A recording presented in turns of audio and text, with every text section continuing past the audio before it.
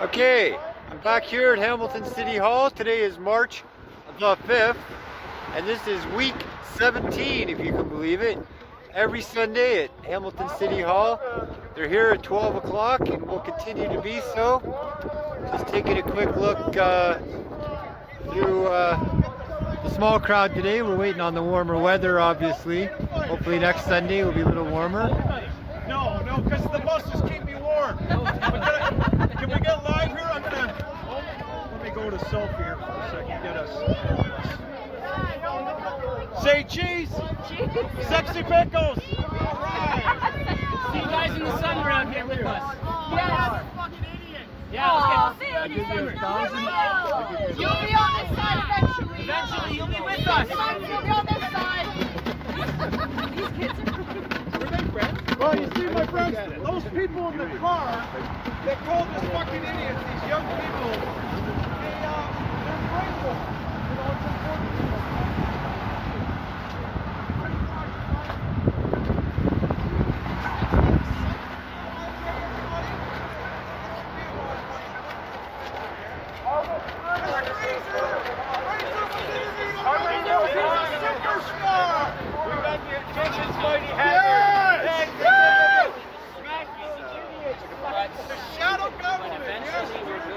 Where everyone wants to be.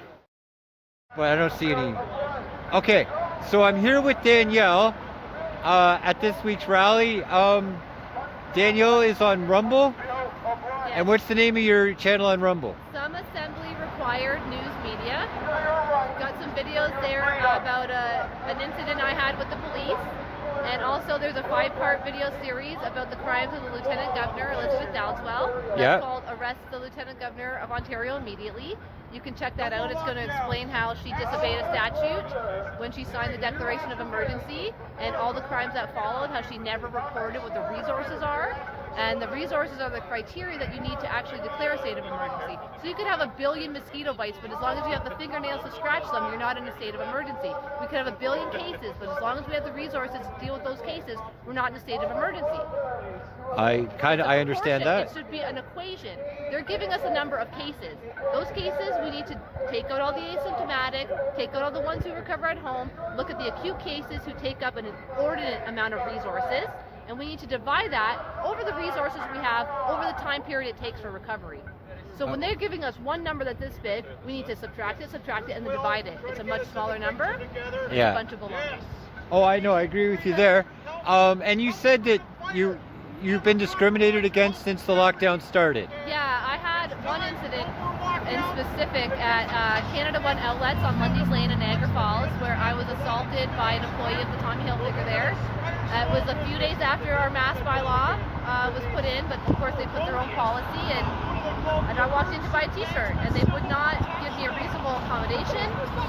They told me to stand at the front door. I had trouble standing for that amount of time, so I just went about my shopping. I was surrounded, grabbed, refused at the cash. Security got right up in my face, intimidated me, followed me to my car, and told me I could never come back to the property, which I never received paperwork for, so I'm not too worried about that, but I don't want to give them my business. That's unlawful. That's one incident. I'm also being discriminated from my physiotherapist, so I have mobility issues, I have a dislocated kneecap, I have issues with my nerves, I have issues with my spine, and I need physio twice a week. I was in a program for people with chronic pain, specifically. It's called full body conditioning. It's actually covered by OHIP. And they won't let me back in because I will not mask, and they don't get back to me, even though I have a doctor's note saying reinstate her services under the AODA, which is the Accessibility for Ontarians with Disabilities Act. I've lost access to my family doctor. I only have her over the phone, and I only have her when I'm in crisis. And what's the other one? Another physiotherapist. I can only see her occasionally. They weren't letting me before. Now I can go, but without the two together, I don't have the money to afford to only kind of keep myself in that state. I need both services to be progressive. And I've been denied my CPP disability based on what they are telling me is that I'm receiving services, which I haven't since March. What else can I say? So I've been assembling. So what I like to say is, when you're faced with destruction, assemble. We need to assemble. We have a right to assemble. It's protected This gathering is totally nonsense. You cannot gather people, you gather objects. Hunter-gatherers. They didn't gather themselves together, they gathered berries, they gathered nuts, they gathered resources, okay? A gathering of sticks is just sticks. But if I take those sticks and I assemble them into a birdcage, that's something greater than sticks all of a sudden. So we assemble, we become we the people, we become greater than the sum of our parts, and that's what I've been doing. So after an assembly one evening, the cops kind of surrounded the building, and you know, I've been saying all these things, so I went out and I dealt with the cops when they tried to accuse me of gathering. I let them know I was assembling. I have a right to assemble.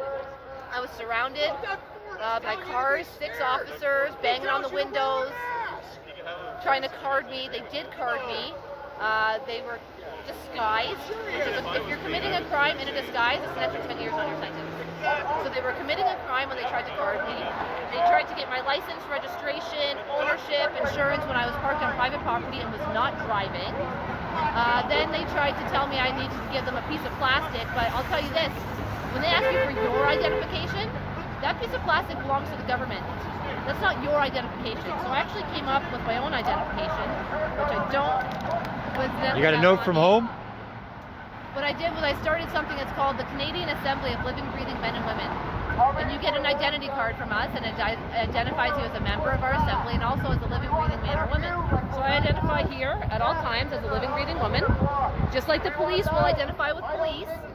So they can't get me on failure to identify because here I am, right here now. I identify as Keck. There you go. And I also have my press pass. So I'm operating under freedom of the press. I'm a reporter, and I report crimes. Okay. And the crimes I want to report here now are the crimes of the Lieutenant Governor, Elizabeth Doddswell. Okay. We need the police to help us with that. Yes, we do need the police on our side. We need the police. I have a letter to police services as well, and I have a document to give them. Because that's the way to end this, guys. Okay, Doug Ford, he's a puppet. He's a reporter in this. He reports. He recommends.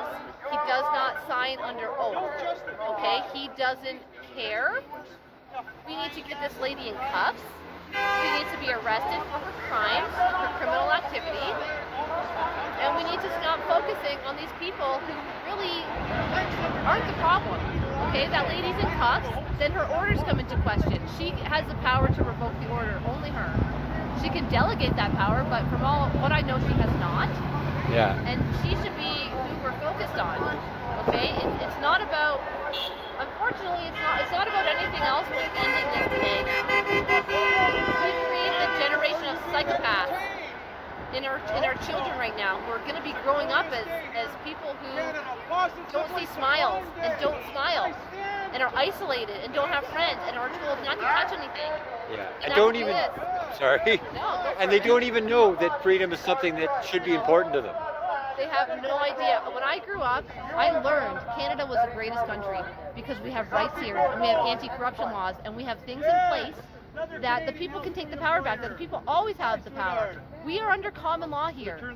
That means that precedent makes a difference. You can't just make the Reopening Ontario Act and have zero precedent and call it a law. It has to be challenged by the courts. That's where the laws are made, in the courts. Supreme Court rulings trump everything else. Okay. Is there more still? I mean, I could go on forever, Okay. but that's the gist of it. So if people want to check out, you know, if you're interested about these crimes of Lieutenant Governor, check out the Rumble channel. All the videos there. It's about 3 hours long, all 5 parts. It's going to give you everything you need. It's even going to give you links to the documents so that you can go and report these crimes as well. Okay, and the name of your channel on Rumble is called Some Assembly Required? Yes, Some Assembly Required News Media. Some Assembly Required News Media, and I will link it in the description of this video. Awesome. Thanks so much, man. All right, God bless. Yeah, you